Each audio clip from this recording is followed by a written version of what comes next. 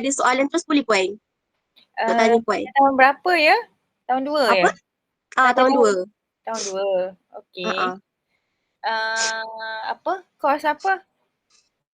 Perdagangan, SK. Oh, perdagangan. Uh-uh. Okey.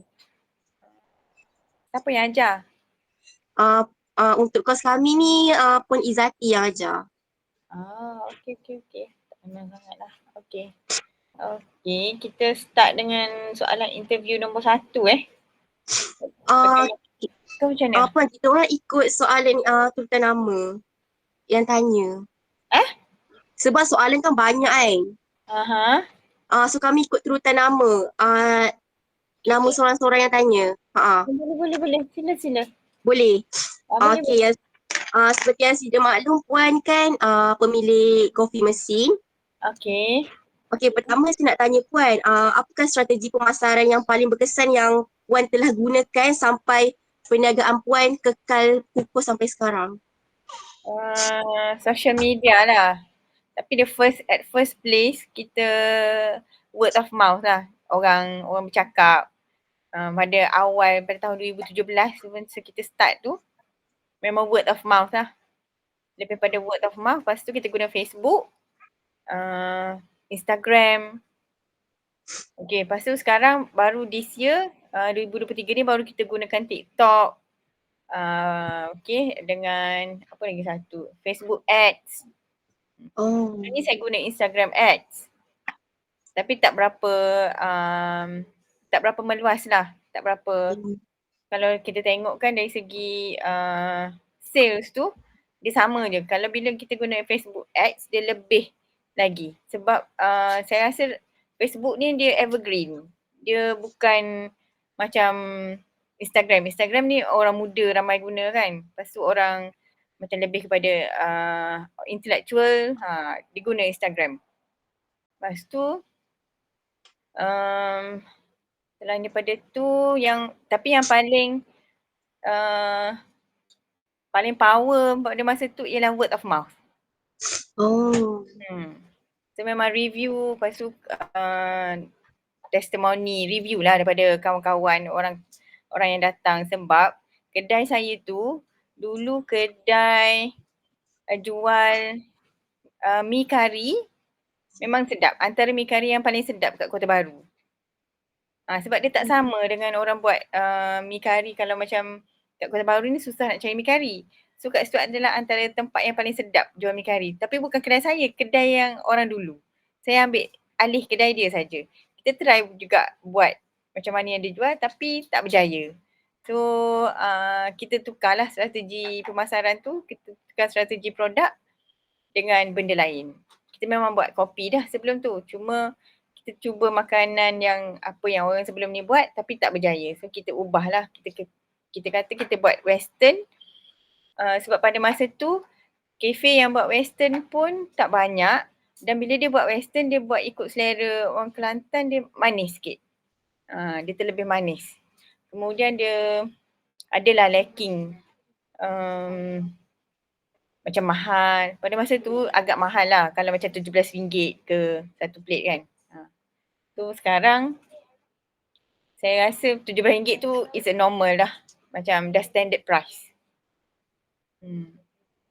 So masa dulu dalam 2017 lah masa kita orang start dulu.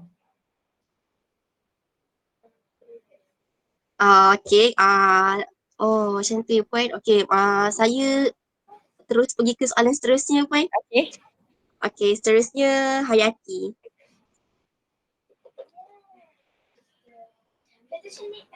Okay, Assalamualaikum dan selamat sejahtera. Nama saya Nurhayati binti Rahman. Okay, saya akan mengajukan soalan berkaitan dengan customer service ataupun lebih dikenali sebagai khidmat pelanggan. Okay, bagaimanakah Puan mengutamakan kepuasan pelanggan dalam strategi perkhidmatan pelanggan bagi kopi mesin ni?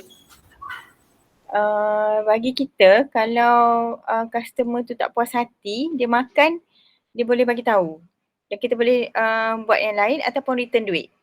Macam tu. Sebab setakat ni tak pernah lah customer return duit kecuali benda-benda yang di luar jangkaan macam kek yang agak keras, benda yang bukan daripada di bawah kopi mesin yang kita ambil dengan vendor lah. Kalau di bawah kopi mesin, produk kopi mesin setakat ni alhamdulillah memang tak ada komplain. Sebab kita jaga kualiti. Sebenarnya kita lebih jaga kualiti dan juga kuantiti. Kuantiti tu kita tengok kalau macam portion tu sesuai dengan harga ni, tak sesuai dengan harga ni. Lepas tu kopi tu memang kita check sentiasa sebulan. So saya akan pergi check dekat selain daripada kopi mesin Kupang Kerian, saya akan check dekat Pasir Mas, Waka Cik Yeh. So kita akan pergi ke setiap outlet lah. Dan seminggu mungkin ada 2 outlet saya try. Sebab kita nak check kalau sebab kadang-kadang staff ni dia tak minum sangat kopi. So kadang-kadang dia buat je. Okay, bila kita rasa ada rasa yang lain, kita minta dia buat servis ke. Macam tu lah. So lebih kepada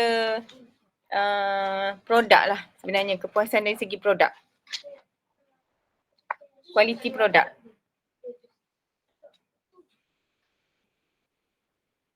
Okey, terima kasih. Puan, nama saya Nur Dalila Najwa binti Ahmad. Saya nak tanya soalan seterusnya, iaitu pada tarikh bilakah kopi mesin Puan ini menjadi entiti perniagaan yang berdaftar dengan Suruhanjaya Syarikat Malaysia SSM? Bulan 6 2017. Jun Susah tak? Jun 2017 susah tak untuk mendapatkan SSM ini? Tak, senang je. Kita pergi register, bagi tahu kita nak buka kafe. Sebab sebelum tu kita dah buka dalam sebulan lah macam tu. Kita cuba. Lepas tu baru kita pergi daftar. Okey Puan, terima kasih.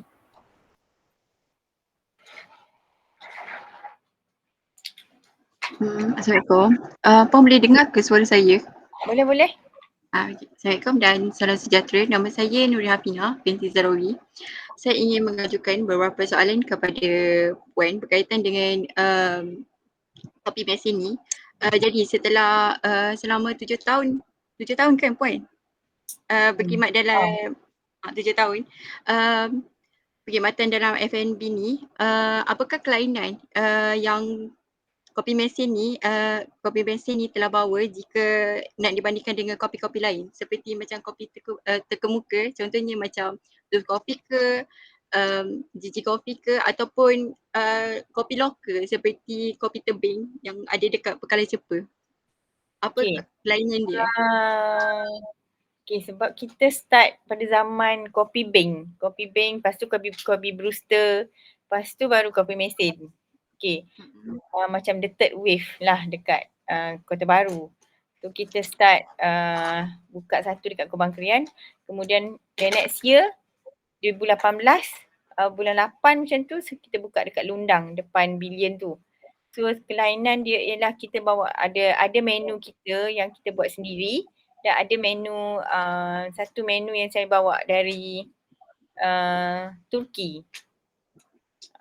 So kita gabungkan menu, tapi saya tak buat menu orang Kelantan macam menu nasi kawuk ke, nasi berlauk. Saya tak buat sebab tu specialty kedai-kedai yang dah tersohor lah kalau orang kata.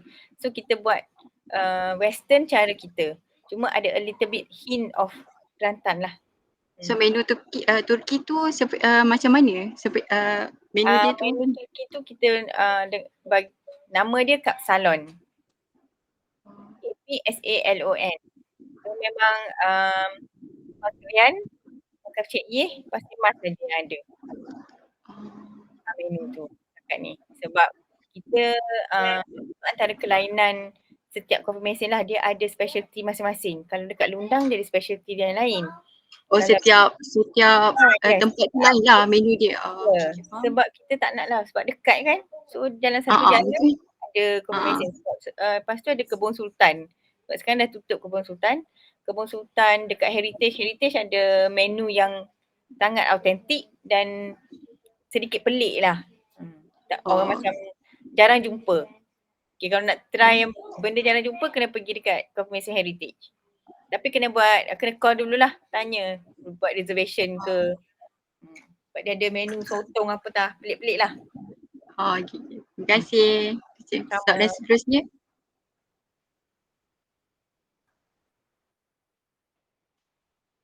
Assalamualaikum. Nama saya Nurullah Faizah binti Latif.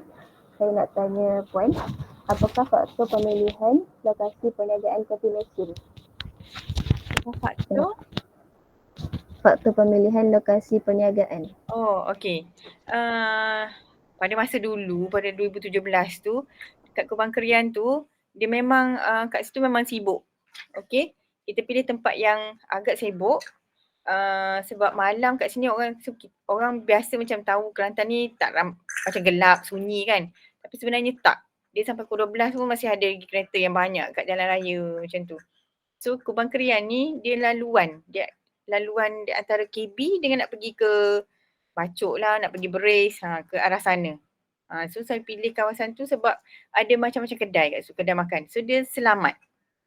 Setakat ni saya tak pernah mengalami sebarang rompakan, orang masuk kedai ke. Cuma adalah tahun lepas bulan 1 tu, malam New Year tu, orang langgar pagar kita. Tu saja. Setakat ni pilihan kita ialah sebab keselamatan, lepas tu pilihan kedai. Walaupun dia sibuk macam mana sekalipun jalan tu memang kadang-kadang tak ada parking. Tapi orang sanggup parking kat seberang jalan. Dulu. Tapi sekarang macam banyak sangat pilihan kedai kan. Kita pilih kepada keselamatan lah sebenarnya. Keselamatan dan unjuran pilihan kedai, produk kat situ.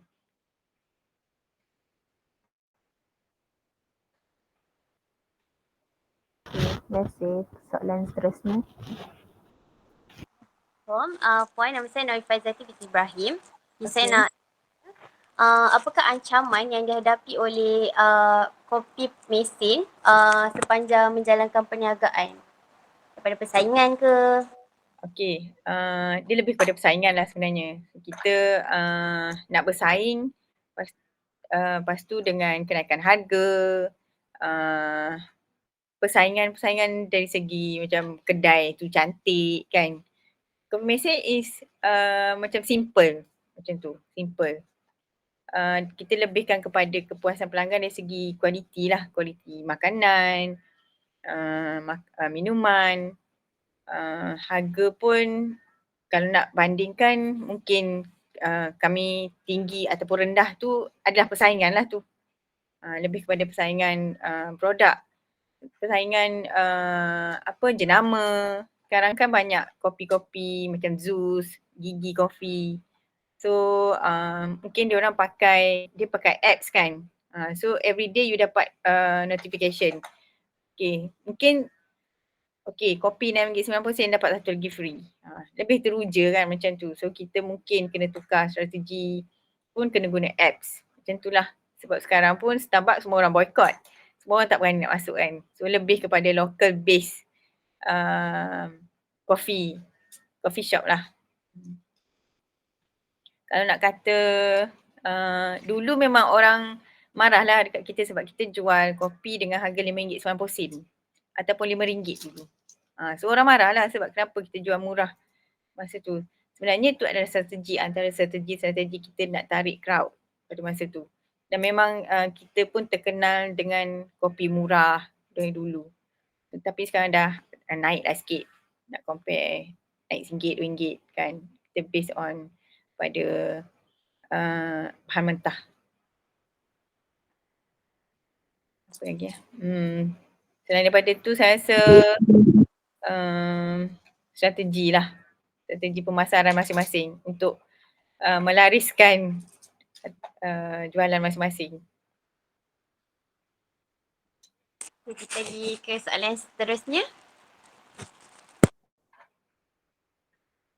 Assalamualaikum Puan. Okey, Saya Muhammad Fayyad.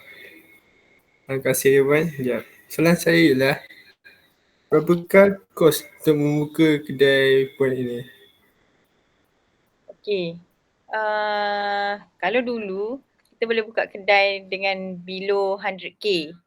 Okey dulu sebab dulu kita pun beli mesin pun second hand. Kalau dulu saya rasa dalam starting kita 40 hingga 60k sahaja. Okey, sekali dengan bahan mentah, dengan staff, semualah. Sewa kedai, tempat, makanan, bahan mentah. Okey, mesin kopi, masa tu pun kita pakai, barang-barang kita pun banyak pakai yang memang kita beli second hand. Sebab kita nak tengok dulu macam mana penerimaan kopi, kedai kopi, okey, di Kota Baru. Sebabnya orang KB ni dulu dia tak berani tau nak masuk kedai bertutup, gelap, okey, bercermin, tulis nama coffee shop or something. Okey, sebab dia orang takut mahal, tak tahu macam mana nak minum kopi tu. Sebab biasa minum kopi kat kedai kopi kat luar kan. So kita ambil konsep tu, mula-mula kita ambil konsep tu untuk kita buka kedai secara terbuka. Tak adalah ada aircon semua, tak ada. Lepas dah naik baru saya tutup kedai, ada aircon semua. Sebab cuaca kan. Sebab kita nak cater orang pada waktu tengah hari. Sebab biasa dulu memang ramai peak hours petang pukul 5 ke atas sampailah closing. Ya, sampai pukul 12. Okey. Okey. Terima kasih puan. Sama.